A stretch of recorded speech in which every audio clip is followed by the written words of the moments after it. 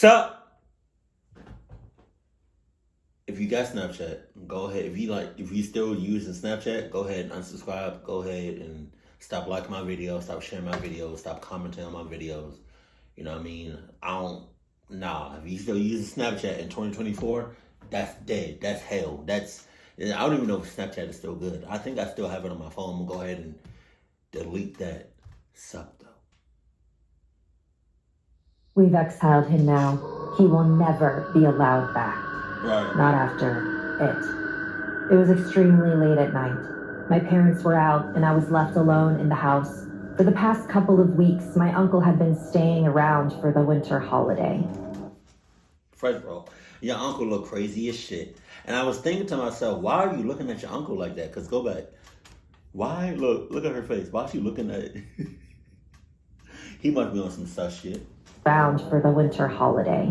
My parents quite liked him because they found him funny, but I despised him. Jesus. Every day he would always give me this horrid stare. It started off in the direction of my face. It'd be the closest ones. It'd be your own people's talking about something. Hell no. I don't care what the relationship is. Like you can be brother, sister, mom, dad, a family member, a co-worker, a best friend. If they're looking at you like you a piece of meat, like they want some of that, and you not going for that, you got all my flowers. You got all my years to go ahead and cluck him up or her up. But the longer he stared, the further down my body he would look. Disgusting. When I had tried to tell my parents about it, they simply laughed and said, he's probably just joking or something. Nah, that's crazy. Damn. I'm sorry for anybody that has ever went through this or is currently going through this. And you tell somebody and they start laughing, that shit is not funny. I don't care how you look at it. You know, hell, her peoples can be in on it. He left one morning without anyone seeing him go. He left a message saying he had to rush out somewhere. I can't recall where. As I was lying in bed watching Netflix, I shivered, even thinking about him. Suddenly, a notification rang out from my phone. I grabbed it. It was a Snap ad request. Immediately, I was distracted as I hit accept and waited for the guy who had added me to respond. Hey, X, the message read. I giggled and replied, hey, XX. There was a pause for a moment as his Bitmoji waited. That shit was so, I don't know if Snapchat still does that, but when I had Snapchat, like, that shit is so creepy. I don't know who thought that would be a good idea to have the head, like half the head and the eyes just showing. That is so creepy. There was a pause for a moment as his Bitmoji waited on the screen, staring at me. I typed, you look really sexy. I gasped. I was a little surprised, to say the least, until I thought about the fact this guy hadn't seen me. I hadn't. And you also don't know this guy, so it's like, it's go both ways. Ugh, you're disgusting. Cluck out of here. That might be your uncle or that relative that you don't like. And sent a snap yet. Thanks, haha. How do you know? He didn't reply. His Bitmoji vanished and I was left sat in chat, alone. I put the phone down, and for a moment I thought it was just another guy wanting to play with my feelings, like always. My eyebrows lifted as another snap came through. It was from him again, though this time it was a snap. Excitedly, I opened it. My entire stomach fell flat with dread. I was looking at a picture of me, in bed, staring at my phone. I couldn't move. The flash came from my wardrobe. Who's there? No reply. Dad? Mom? The wardrobe door. First of all, if that's the first two people that you think are in your bedroom snapping you like that, that's crazy. Why would you automatically? That's the first people that you spoke that come to mind. And in this punk ass situation, your mom, dad is the first people that you think of. That's crazy. That's the problem. We began to creak open. I saw the glint of a face emerging from the darkness.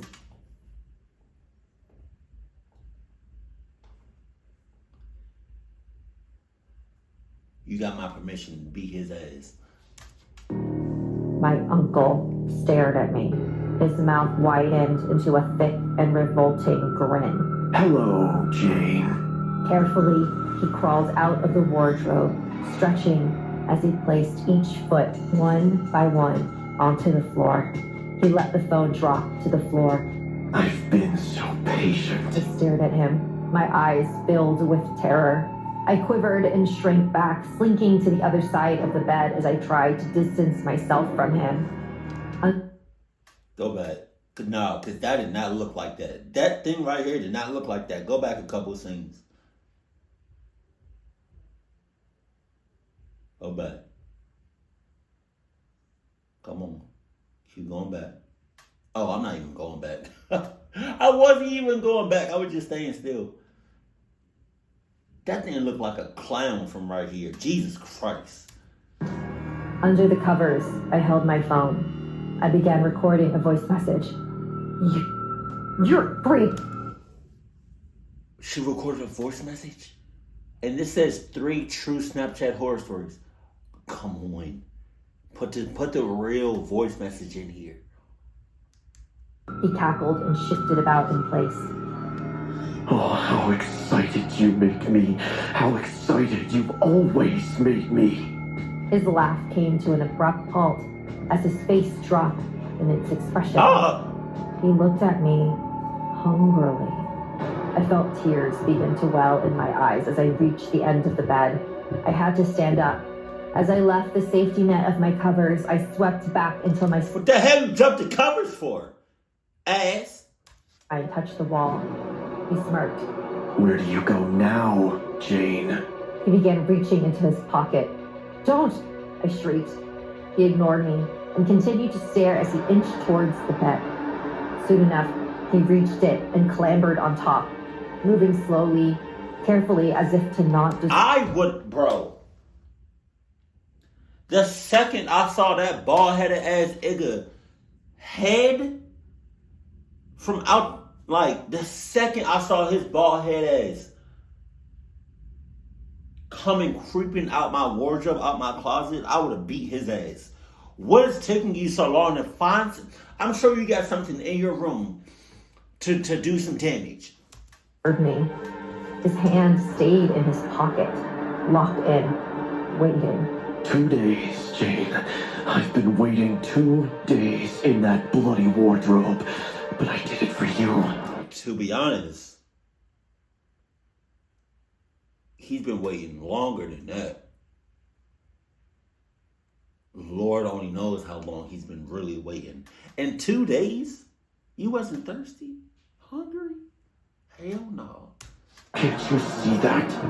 My skin rippled with fear as I imagined him watching me sleep those 2 nights, watching me change. Vile. Get away! I screamed at him as he climbed down from the bed.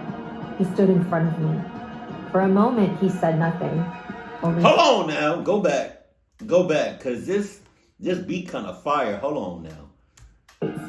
Watching me change. Watch it. You hear the beat? What? Fire. Get away! Watch. I screamed at him as he climbed down from the bed. He stood in front of me. For a moment, he said nothing, only staring at me as I shrank down onto the floor. That looks so weird.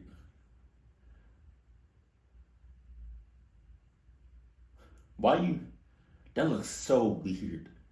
You know what that look like? Yeah, come on. Sometimes my mind goes into dirty places. That, like, she going down. That look crazy. And then his eyes are following her like, hell no. I know she's not going to do that. But it just looks weird. Shrink down onto the floor, touching. Or she could go for it. Pull the shits down. Look at it. Put it, in her mouth. And be like, and chomp down like a mother, like with all your might. Chomp down on his shits. Suddenly, something snapped in him. Don't you dare speak to me like that, little girl! He grabbed me by the arm and hauled me upwards. He then threw me to the ground and cackled as I tried squirming away. He loved it. I almost made it to my feet when he stomped on my back, pushing me down against the floor. Now, Jane, let me show you why you should have stayed silent, wretched little... The noise of the door opening downstairs cut him off. Both of us swiveled our heads to my bedroom door. Immediately, I screamed with all the capacity of my lungs, wailing for... You just now screaming? Lady, it's been 30 minutes. 30 long-ass minutes, and you just now screaming. My parents to come and help. In an instant, the sound of footsteps came stampeding up the stairs. A tear drooled from my eye. I was saved. I was silenced soon after with a sharp pick to the head. Nobody I woke opened up it. what felt like hours later. My parents had asked me what had happened, why I was lying on the floor unconscious, and why the window had a gaping hole in it. Damn. I leapt into their arms and grabbed my phone. The voice She got the voice message. had recorded everything. As I showed it to them, my mom fled out of the room, tears draining from her eyes as she vomited in the bathroom. My dad, on the other hand, visibly enraged, sprinted to grab the landline. The police arrived around 30 minutes later. My parents showed them the voice message, the smashed window, and the quivering child, me. They then went through and asked each and every one of the family if they had seen my uncle. She lying. None of them knew where he was. They lying. To this day, we don't. He vanished the morning he originally left. Since then, I have forever remained damaged. I don't trust any man in my family other than my father, and my wardrobe has been demolished and removed from my room. But hold on now. We're not going to talk past, like, you just didn't say what you said earlier, talking about something. Who is that taking pictures of me and sending them on my Snapchat? Mom? Dad? We're not going to talk past, like, you just didn't say that earlier. Hell no. And be mindful that although you may look at men and guys a different way, females can do this, you know what I mean? They can do some sus shit too. Yet every night, I check everywhere. Who knows? He might be hiding again. Jesus. God damn. He's not gonna give up. Before starting the story, I would suggest you guys to go subscribe to the channel. It turns out that most of you guys who watch me aren't actually subscribed. I haven't seen, or maybe I have seen his I Am Scary Tales videos, but like I haven't seen this part of his videos in a while. And I feel like these are the same numbers. I feel like he keeps showing us the same numbers. So, if you like the content and want to support the channel, go ahead and subscribe and hit the bell. It's free, and you can always change your mind later. It's free, and you best I not. was bored. The snowstorm made it nearly impossible for me to leave the house for the past few days. And while I had food and mostly everything that I needed, I was at my wit's end. I desperately wanted to do something. Being a psychiatrist, I was used to my brain constantly being busy. From one appointment to the other, I rarely had time to chill or even to close my eyes for a second. And that was how I liked things. I could have called my patients, perhaps, but most had decided to opt out of therapy for the holidays. They felt better with their families, which rendered me practically useless. I hated that. And so I decided to try to make myself helpful and not bored somehow. I hadn't touched Snapchat in years, so I'm not entirely sure what caused me to download it and not something else, but yeah, it didn't really matter in the long run. I took a few photos and even a video or two of myself grinning at the camera. I was very good at that, pretending to be happy. So, since I have nothing better to do, I would love to give everyone advice. I ended my monologue with a wave and rolled onto my stomach, waiting for the DMs to pour in. See, I've always been attractive, which made it fairly easy to find friends like this when I was at my lowest and needed someone to care for, perhaps. Still, it was mostly good fun. I just wanted to help people who were struggling during the winter months. Within seconds, my phone pinged. Hi, sorry, I need someone to listen to me. Can I call you? I hesitated. I knew nothing about this. Yeah, you can call me on Snapchat. I'm not about to give you my personal number, but you can call me there. Elias, and, well, it was weird to move to the calling phase so quickly, but still, I did want to help. I'd rather text for now, but once we know each other a bit better and I know how to help you, sure. Stranger danger was engraved into me, even as an adult. Let's go. Oh, okay. That sounds good. That was the first time something weird happened. Elias? The screen of my phone flickered twice. Colors drained from the messages right in front of my eyes. I was staring at my inbox in black and white. Quite an odd thing. What the? Is this a new filter, or am I going mad? Within seconds, everything went back to normal. I have a secret, Vicky. Huh? How did he guess my nickname? Hell no. It wasn't impossible, per se, but still. Would it help you to share it with a stranger? Maybe, but I need to make sure that I can trust you. Okay, that was somewhat specific, but nothing new. I was prepared to tell him an embarrassing, somewhat exaggerated secret of mine, but the screen flickered again. Okay, this is weird. Maybe Damn, he hacked your shit. He hacked your shit and he getting your personal shits. Damn. downloaded the wrong version of the app. I need you to tell me what happened 10 years ago on this day.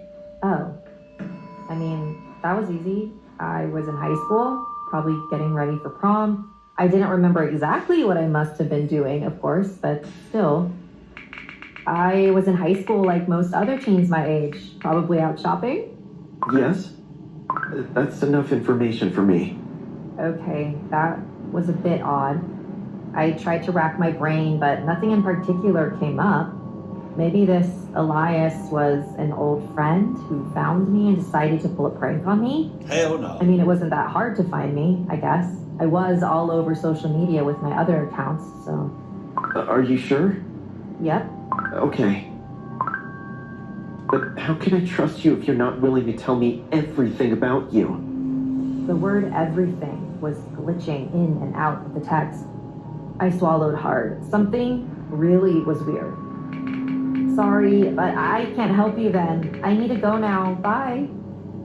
I made a new account, thinking that maybe something was just off with my current one. Maybe it was weird kids playing a prank on me or something.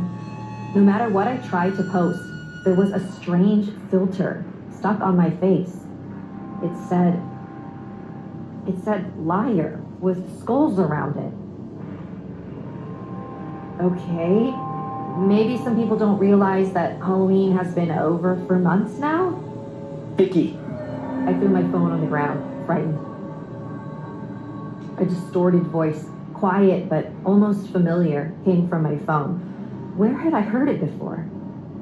Wait, Elias? You remembered me? God, what the Good. hell? I'm glad. What? What? But no, they can't be. I quivered in my seat. I knew there was no way, and yet... I want you to write a post about how much you hate everyone. Embarrass yourself in front of all your friends. Excuse me? Now, I will tell everyone what happened 10 years ago. You do remember, don't you? Memories What? rushed to me. Ones of laughter, snow, and pain. Was it really 10 years ago? We were kids, Elias. We didn't mean it. What And yet happened? I did everything he told me. He told me to take pictures with my old stuffed toys. You got all that. Dolls. Nope. Toys, pretending to be a kid. I did it. My online friends asked me if I was all right. I told them that I was just feeling a bit homesick. He told me to feign a fit and curse out the pizza delivery guy in our town. Rumors spread across the internet about the rude chick who shouted at the poor guy who was just trying to do his job. Elias would ask me to do something, and I would do it. I had no choice. I begged him to just let me go. I tried to convince him that it was time for his soul to rest, but when I said that, my phone overheated, burning my hand. It was all just a game to him, and yet I did everything. You won't tell anyone, right? Please, you know that I didn't mean it. I know. Jesus! And I won't.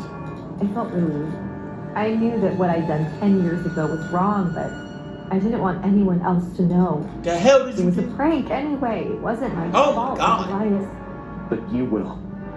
I can't believe I'm doing this, but it's been over 10 years. I need to come clean about what happened to Elias Smith. You killed him. Me and my 3 friends. I wanted to play truth or dare, but we needed someone who we could embarrass.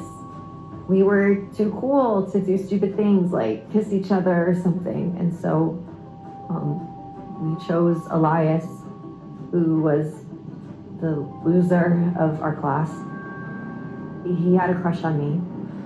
I dared him to go outside in the snowstorm in his underwear and socks and run up and down the main roads since most cars couldn't drive during that time.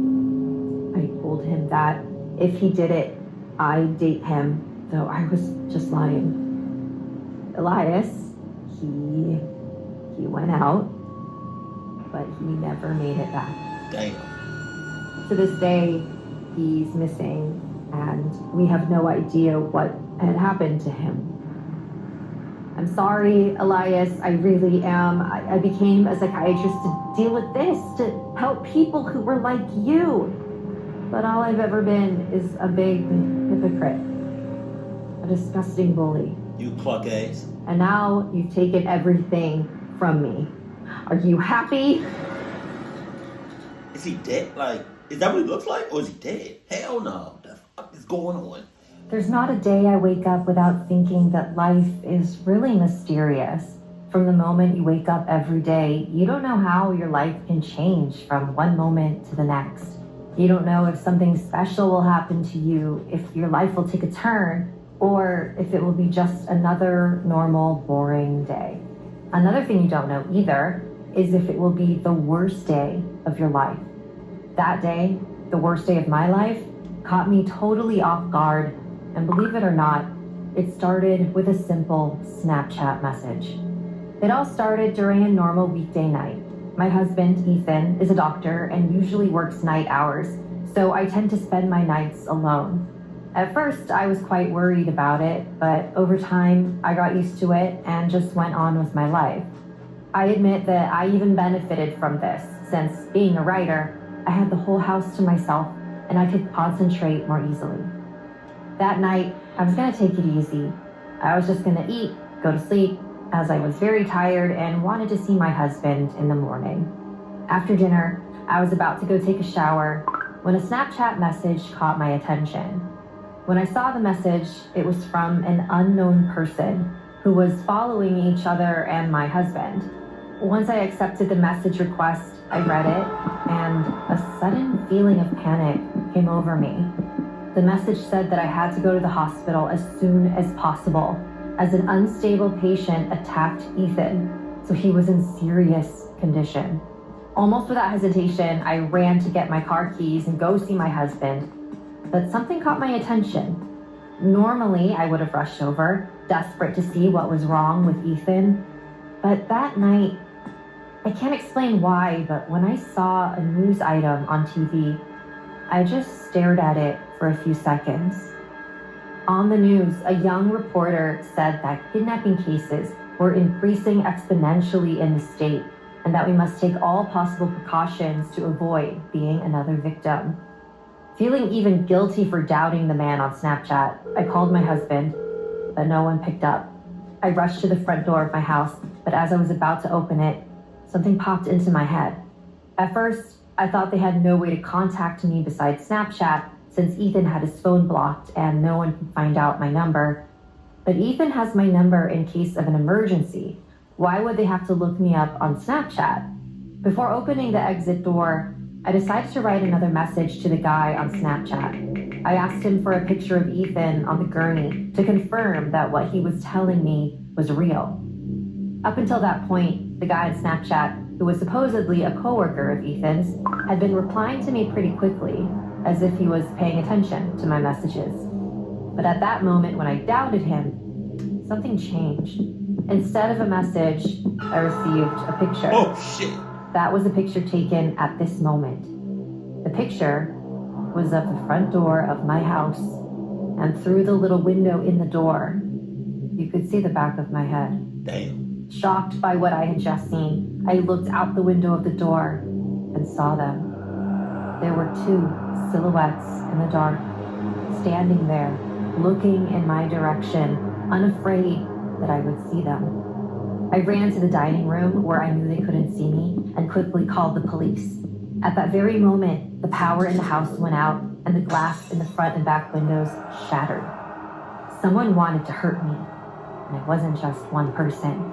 I knew I had to hide until the police arrived. Stalling for time was my only salvation. I hid under the couch in the dining room, praying that no one would find me. And that's when I saw them. My house started to fill up with feet walking around, probably looking for me. There were at least 3 people in the house, all wearing terrifying masks, and they were splitting up and covering the exit doors. The man in the mask with the smile was in charge of checking the dining room, and I felt he was pretty close to finding me. Knocking at all the tables and furniture, he was getting closer and closer to the couch. If he came closer and knocked it over, what could I do? Should I try to attack it? Should I try to run away? Neither option seemed good. The man was a few steps away from me. Was I supposed to be there? But that was impossible. Grab the dick and balls. Squeeze them. Squeeze the life out of them. Just saying.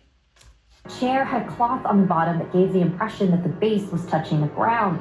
It was impossible for him to imagine that I was here. Once the man was next to the chair, his feet were almost touching my hands. I held my breath as long as I could. I froze in fear and my body went numb to the possibility of being caught. Where were the police? What was taking them so long? I couldn't hold back a second longer. I couldn't control the tears coming out of my eyes, and I had to cover my mouth to keep from making noise. Everyone thinks I could handle a situation like this, but no one knows what it feels like to have something like this actually happen to you.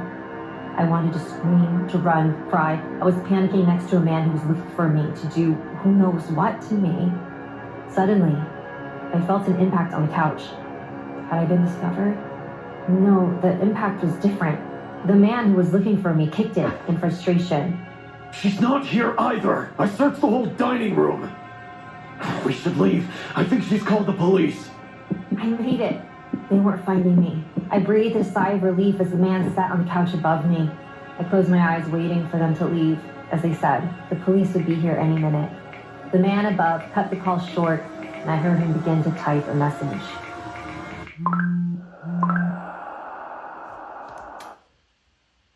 Yo, I just got chills. I'm not even gonna hold you. I just got motherfucking chills.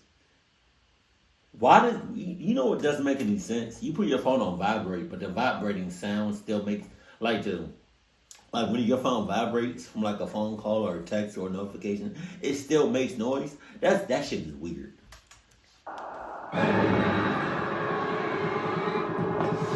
Oh, you really should have put your cell phone on silent mode. Defenseless against my attacker, the man grabbed me and hugged me so I couldn't run away. His companions quickly joined him, putting a cloth bag over my face and tying me up. I could only kick and scream helplessly, stopping only to beg for mercy. I could feel a man pick me up and begin to carry me away from my home. I heard the sound of the car door and someone throwing me into the suitcase. The car started up and sped off. I can't explain how horrible that moment was. I felt that my life was over and that I would never see my loved ones again. I used the last of my energy to cry. This was the end.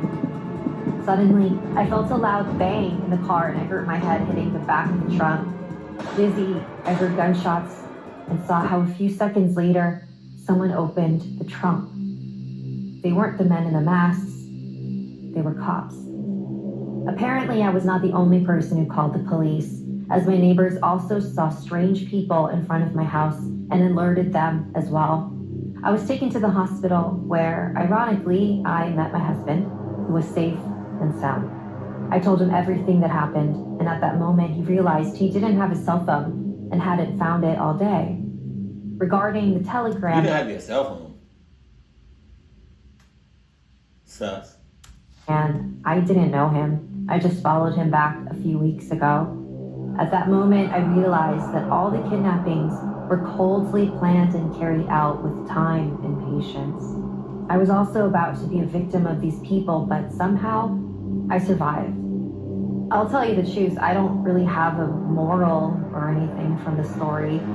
I only learned that the world is much darker than I thought, and how from one day to the next, with a simple Snapchat message, your life can end. Which is why people that have Snapchat accounts right now, right? Even if you have the app on your phone, go ahead and unsubscribe. Go ahead and tell your mom, your dad, Gattor told me to unsubscribe. I can't watch his videos no more. Go ahead and tell them that. Also tell them that I can't like his videos. Don't like my videos no more. Don't share my content. Like, Snapchat is just a cluck ass app, you know, and it always will be. And you know what's crazy? There's this, I don't know if I still have it, but I took a screenshot. I went to the Apple store on my phone, and it said like the top trending apps, or like top must-have apps, and it said, or one of them I think said either Instagram or YouTube, but then another one said Tinder. If I can remember to put the screenshot in here, I would. Hopefully I didn't delete it, but that shit, why is Tinder a must-have? That shit is crazy. Keep it cool, keep it classy, and I love you. Stay happy, my fam.